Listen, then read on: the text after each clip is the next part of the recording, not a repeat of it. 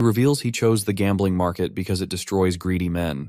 If a rich guy was offered the same money, he would look down on Tai-Su. But losers who got their lives wrecked because of gambling won't hesitate at all. Such people are willing to lose their sanity for money.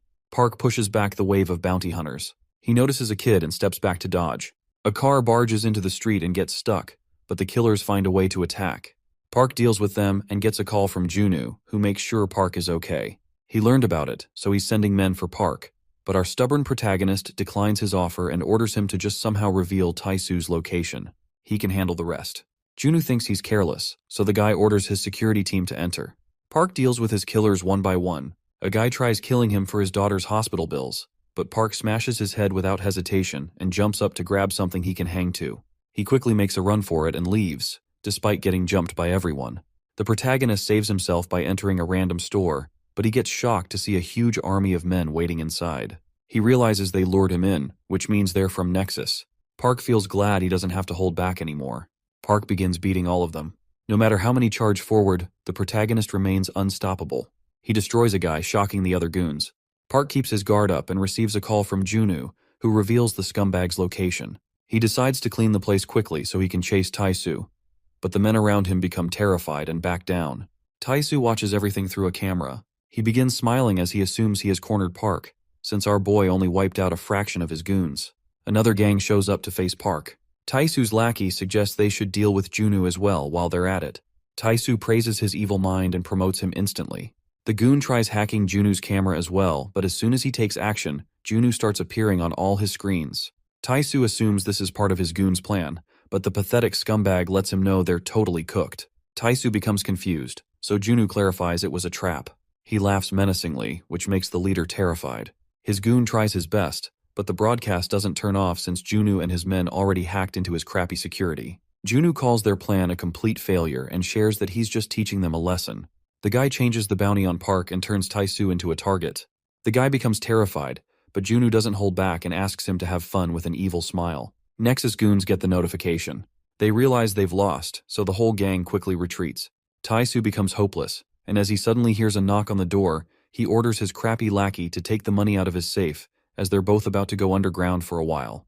The men begin chasing Tai-Su, but he keeps a cool head and tries prioritizing his own life over money. He's confident a new gambling website won't be hard to make, so he can maintain his wealth later if he lives. Suddenly, Tai-Su sees his goon getting completely wrecked. He falls onto Tai-Su and stops him. The leader becomes terrified as he notices Park has caught up. The protagonist wonders why he's in such a hurry, with a scary expression. The pathetic guy realizes his whole body is trembling in fear. Tai-Su tries bluffing and warns the protagonist to stay back with his crappy excuses, but Park smashes his face with a kick. He doesn't let go of this opportunity and tries teaching Tai-Su a lesson, but the rat dodges and makes a run for it. Park doesn't let him slide so easily. Tai-Su warns him again. He reminds Park about what happened the last time and pathetically continues to convince our boy, but Park continues to smash his face.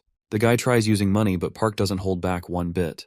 Tai-Su offers billions, but Park stomps his face and wrecks him. The pathetic scumbag crawls away and tries reasoning with Park. He throws all the money he has at Park but realizes there's no point since Park is acting like an animal. The protagonist becomes enraged hearing this, but finally stops as he sees the guy begging for his life pathetically. Park wishes he could teach the scumbag a lesson but steps back to let the gambling addicts handle it from here. A huge wave of men charges towards Tai-Su in hopes of 2 billion.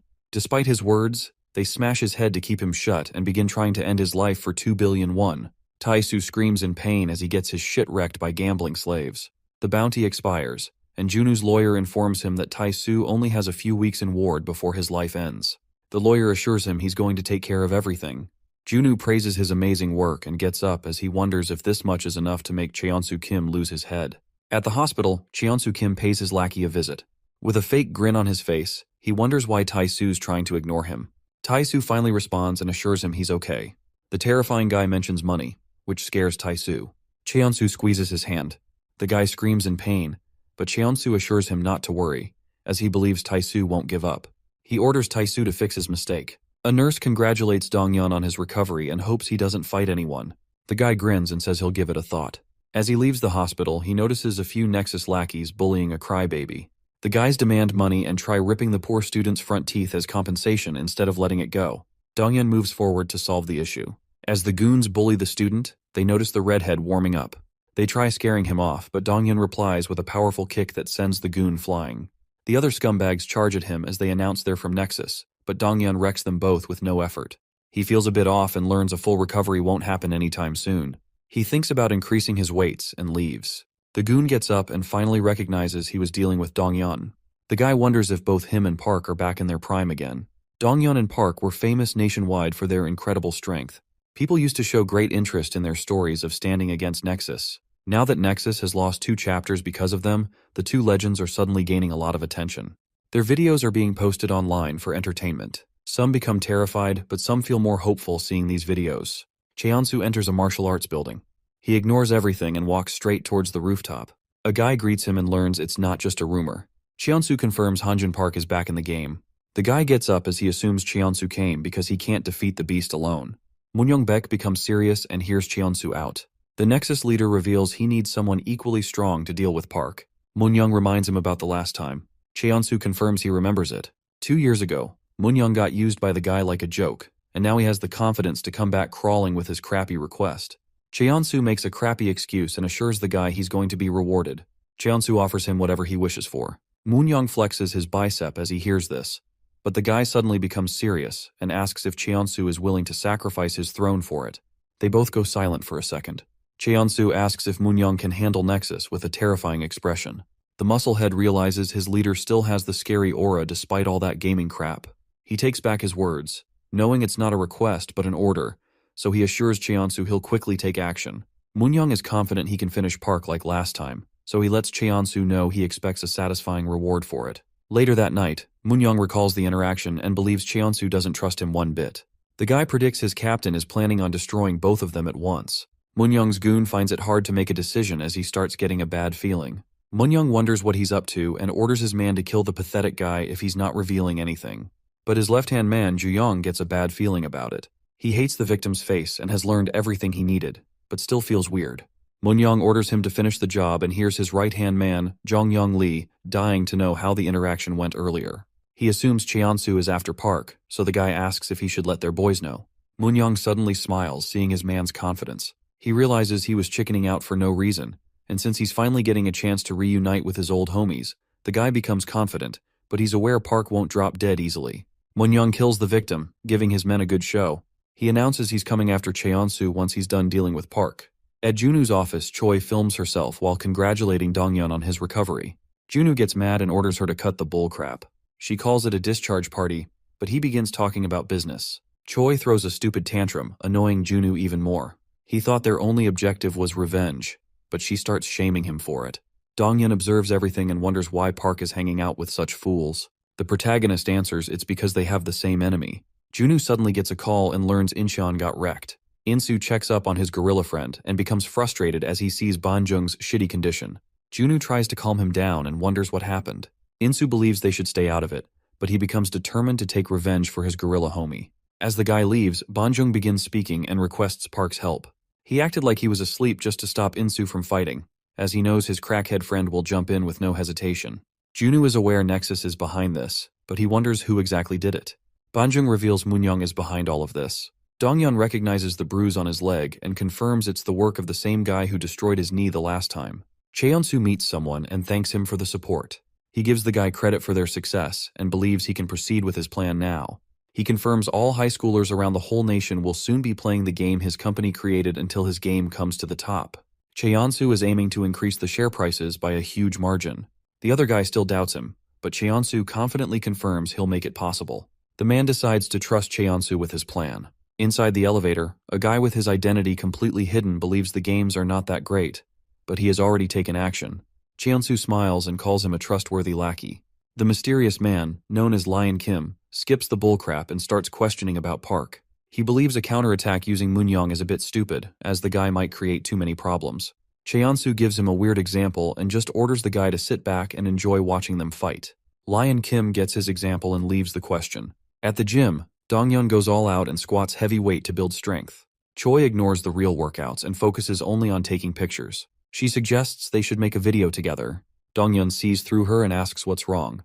With a cheeky expression, Choi starts mentioning Moonyoung and requests Dongyun to reveal what happened in the past. He calls the guy a complete genius and explains he has only seen 3 all his life. The first two are Park and Cheonsu, and the last one is Moonyoung. He shares that Park and he conquered their district 2 years ago. No one had the guts to stand against them. Even Nexus was afraid. But then, a few months later, Donghyun learned a guy from the US transferred to his school and destroyed everyone on the first day. It was hard for him to believe, but soon Moonyoung changed schools again to enter their district. He changed many things and took over nearby schools to make them fight each other. The losers became his target, and Moonyoung was doing this just for giggles. He was a crappy human, but a few days later, even Donghyun's school became his target. He got invited to settle everything at a park nearby, but after waiting for hours, Donghyun got played by Moonyoung and his cheap tricks. The scumbag disappeared for a while, but one day, a kid got beaten to a pulp again. Moonyoung was trying to wreck the guy little by little through crappy tricks. Donghyun had become frustrated, but then one day he finally got the chance to confront the scumbag. That's how his struggle against the crappy guy began. Moonyoung was disappointed as he saw the school's head looked like a twink, but Donghyun quickly proved him wrong by throwing the first kick. Moonyoung was surprised, but he dodged it with ease. The redhead questioned why he had played around all this time if he was wishing to die this badly. Donghyun continued attacking, but Moonyoung remained unscathed and revealed he pulled such tricks just to piss him off. The guy finally fought back, and with just a punch, he almost shattered Donghyun's ribs. The redhead became more pissed off, but it didn't help as he got hit by a powerful punch. He realized Moonyoung was on par with the protagonist. If Park was a beast, then the scumbag was a viper who would get into his enemies' heads before crushing them in a fight. As things continued, Donghyun started feeling hopeless and doubted he could get his vengeance as he got beaten to a pulp. But he remained calm and tried getting his shit together.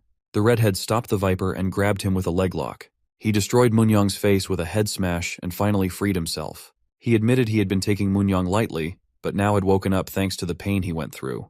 Moonyoung decided to get serious as well, and as the fight continued, both of them destroyed each other and got knocked out at once.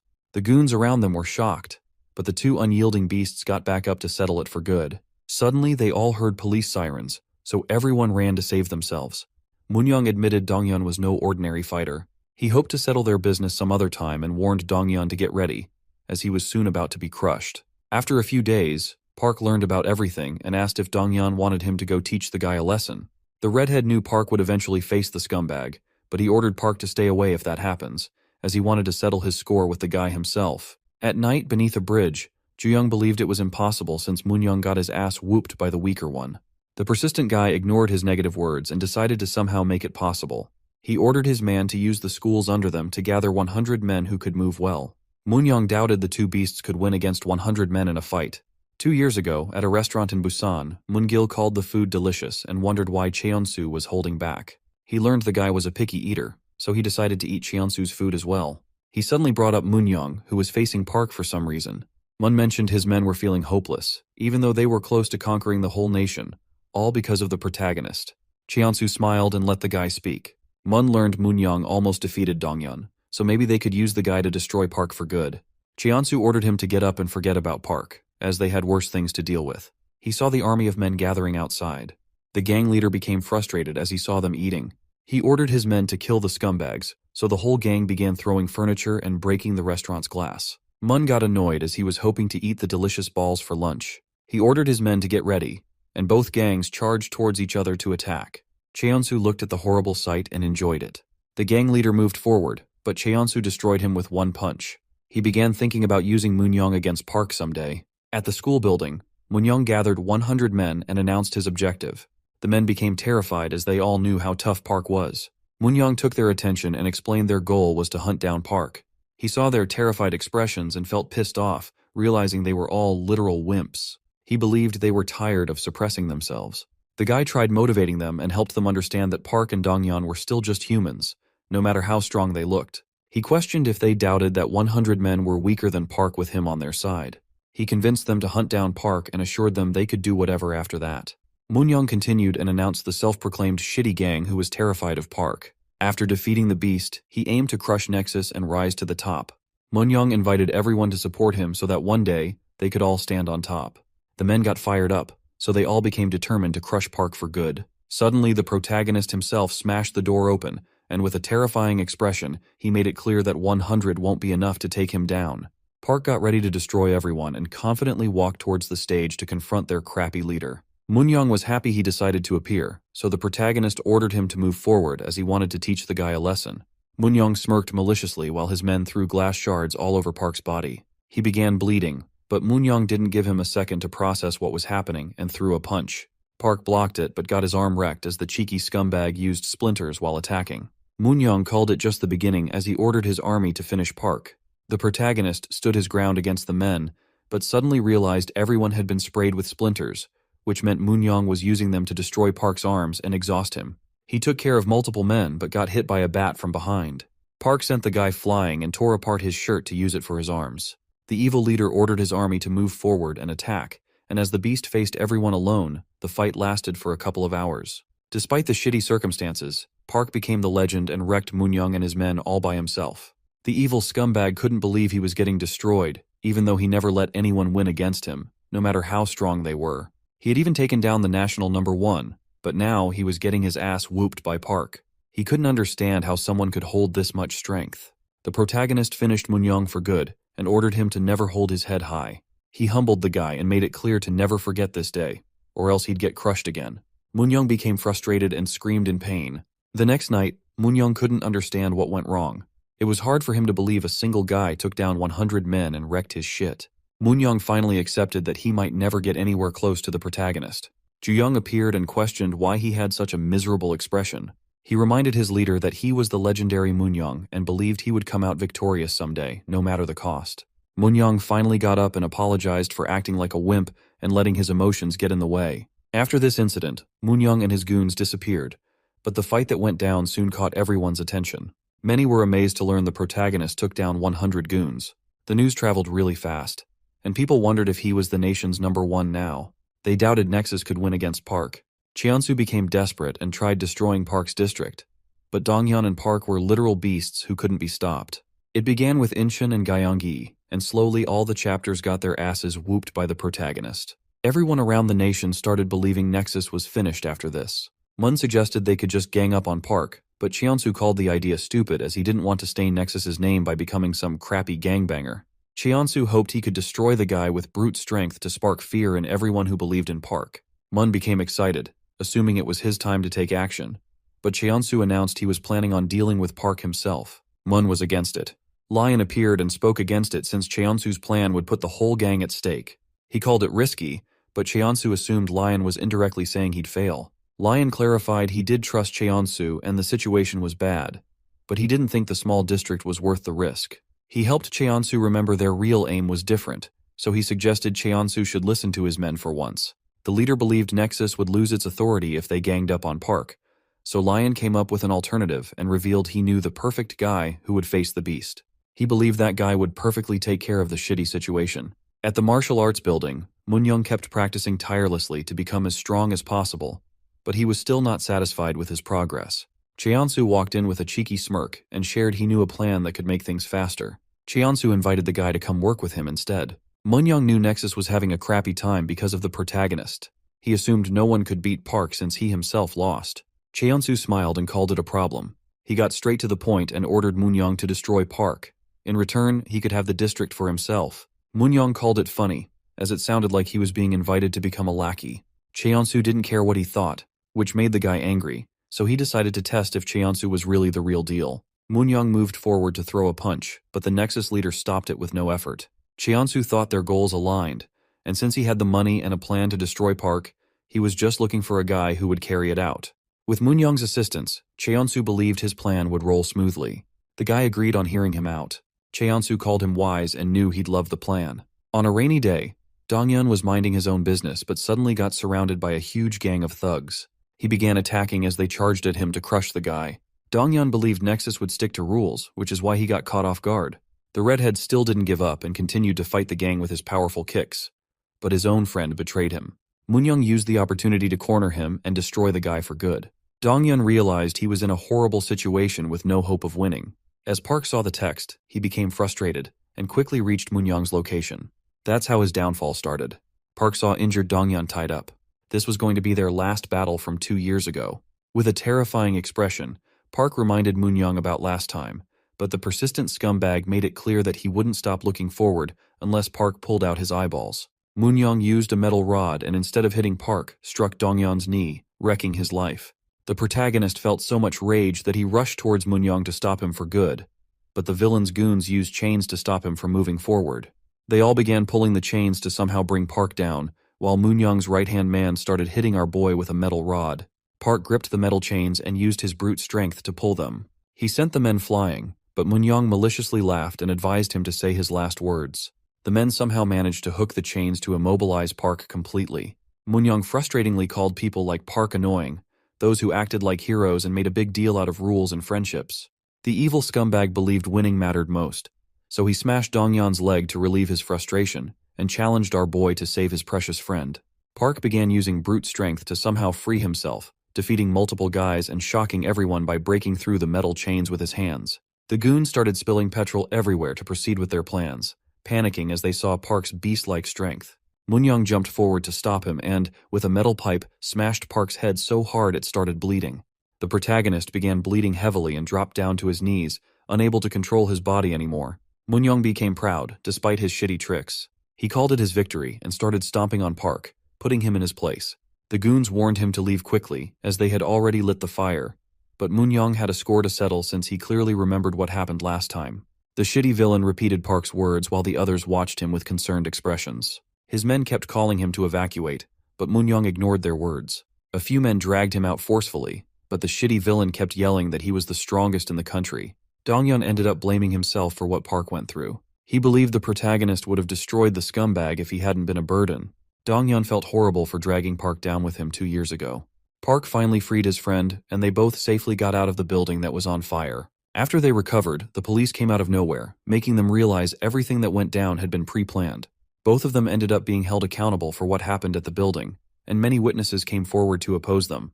The police were unfair as well. Later, it turned out the building that burned down was Cheon-soo's family's, so the guy hired a big law firm to destroy their lives. Their parents ended up paying huge settlements, and when they were at their limits, the scumbag demanded a public apology from both of them. Park came out of the shower and overheard his dad's phone call. The guy tried asking his friend for some money but didn't get any help. His father brushed things off with a fake smile on his face while his friend advised him to discipline his son. As the guy finished his call, he came out to see Park had already left. He guessed it was only natural after what went down. Park went outside and tried controlling his rage. He clenched his fists and punched a tree with all his might. The protagonist realized his mindset was delusional. He thought he was unstoppable, but in the face of money and power, he couldn't do shit. That's how the war came to an end. Our boy got called by the gang. Cheon-soo confronted him and kept beating Park to a pulp, but he didn't fight back. He learned fists alone weren't enough to win all wars. The protagonist had to get down on his knees in front of Cheon-soo. The shitty leader mocked his cheap tricks and helped Park understand how the real world works. He warned the protagonist to never fight again and to keep his head down, acting like he never existed. Cheon-soo called this a punishment for whatever Park had done. Park had no choice but to go along with his shitty plans. Cheon-soo ordered his men to beat Park up to test if he had really learned the lesson to never fight back. Donghyun finally finished the story and confirmed he had told everything he knew. Choi felt sad for him and explained that this was the reason he tried backing off. He had complete faith in Park, but still believed he might become a burden again. Choi patted his head and tried comforting him, saying she didn't think he was a burden at all and that this time they had her and Junwoo on their side. The girl shared she'd been through quite a hard time as well. Donghyun felt motivated and became determined to reach a different conclusion this time. At Junwoo's office, the guy recalled what had happened so far. He knew Tae-soo was just a cash cow, while Inchin's men were Nexus slaves. He was aware none of their opponents so far were Nexus's actual combat force. Junwoo felt the same about Moon-young. He thought it was stupid to assume the guy could beat Park at his current level, so Junwoo came to the conclusion that Cheon-soo was trying to buy time for a reason. Park got a text out of nowhere. He tried checking it but suddenly saw a car coming his way to end his life. The protagonist barely dodged, but without wasting a second, another car tried the same trick. He barely managed to survive. Someone threw a picture out of the car. Our boy picked it up and found a picture of Choi and Donghyun at the gym. He quickly caught on and guessed Moon-young was behind it. Cheon-soo ordered Moon-gil to help Moon-young, which surprised the guy. The leader clarified he didn't need to do any dirty work. He ordered Moon to just send his guys to back up Moon-young. He asked Moon to lend all the forces he had, but the guy rejected the idea, as he trained all of them himself. He didn't want a shitty scumbag ordering them around, so he decided to take Park down himself. Cheon-soo assured him he believed in Moon, but since they needed to focus on something important right now, this was a horrible time to deal with such a mess personally. Cheon-soo called his plans much more important, and thought Moon-young was good enough for the job. He ordered Moon to focus on the important matters instead and somehow convinced the guy to listen. Moon agreed, which made his leader feel relieved. At the gym, Dongyeon took a shower to feel refreshed. A man sneaked in and somehow opened his locker to find his phone. The guy used a special gadget to hack it, which helped him install a tracker. After a while, as the redhead walked back, he suddenly got attacked by a biker, but his fast reflexes saved his life. It didn't stop with the surprise attack, as he saw an AC falling from the sky. Dongyeon managed to dodge it as well. The bikers rushed toward him for a second attack, but Dongyeon jumped forward and scared them away. They gave him a picture as well. This time, it was Park's picture, which confused the redhead. He became frustrated and wondered what Moon-young was trying to pull this time. Moon-young and his men gathered at the assigned location. Mun-lee opened the door and walked forward. He greeted the shitty scumbag and offered a handshake, but the cocky guy called it stupid and ordered him to just do as he said. Moon-young began mocking them since they got their asses whooped by the protagonist already. He called the goons useless but hoped they'd perform better under him. Mun-lee gritted his teeth after hearing the insults.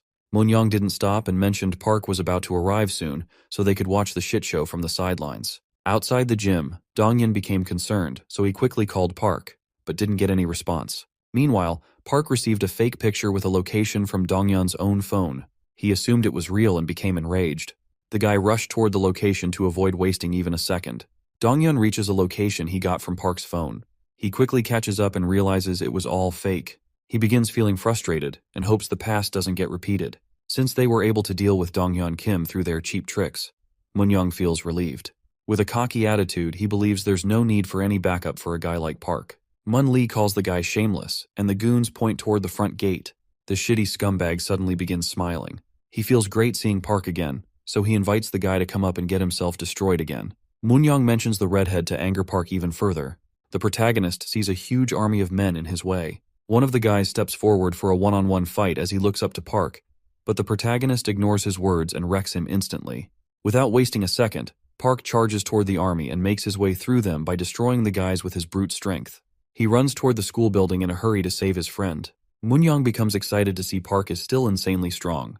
He calls Mun-lee's army horrible, as they couldn't even lay a hand on Park. Mun reveals their new recruits. He just wants them to face a beast like Park, as it is an amazing experience. Mun-lee assures him not to worry, as shit's about to get serious. Park rushes inside and finds two men waiting for him. They call him an arrogant guy for assuming he can go through them easily. Park warns them to step back as he rushes forward to attack, but the guy easily dodges his attack and grabs Park's arm. He slams the protagonist down and advises him not to throw such shitty punches against the elite force of Nexus. Park hits the wall but tries getting up to face the men. The elite force member calls him delusional. He admits Park's strong but doubts he can win against a gang like Nexus with pure brute strength. He lets the protagonist know there's no need for a war to deal with him, since Nexus has now reached a completely new and unimaginable level. Park manages to get up, so he rushes forward to attack. The men warn him they're not planning on going easy. Both of them call his way of fighting completely trash and start choking the protagonist with their body weight and technique. The elite men reveal they all run on Mun's commands, who's the core of Nexus. They're confident they will steal the victory since he's nothing against real skills. They try suffocating Park so he loses consciousness, but he tries smashing his back on the wall to free himself. The men call it useless, and one of them uses a new technique to continue choking the protagonist. The guy calls his technique Lion Killer. Park begins bleeding from his mouth while the man shares that humans can win against even lions with this technique. The protagonist runs toward a wall. The men call it useless, but he ignores their words and successfully smashes one of their heads on it at the cost of his own. They still keep their shit together to continue choking Park. His eyes begin losing focus, but Park remains determined and pulls the same trick again. He rams both his and his enemy's heads on the ground. They both struggle to contain him but still keep hanging on tightly, so Park smashes his head the third time. The elite force member gets his head wrecked and finally falls down.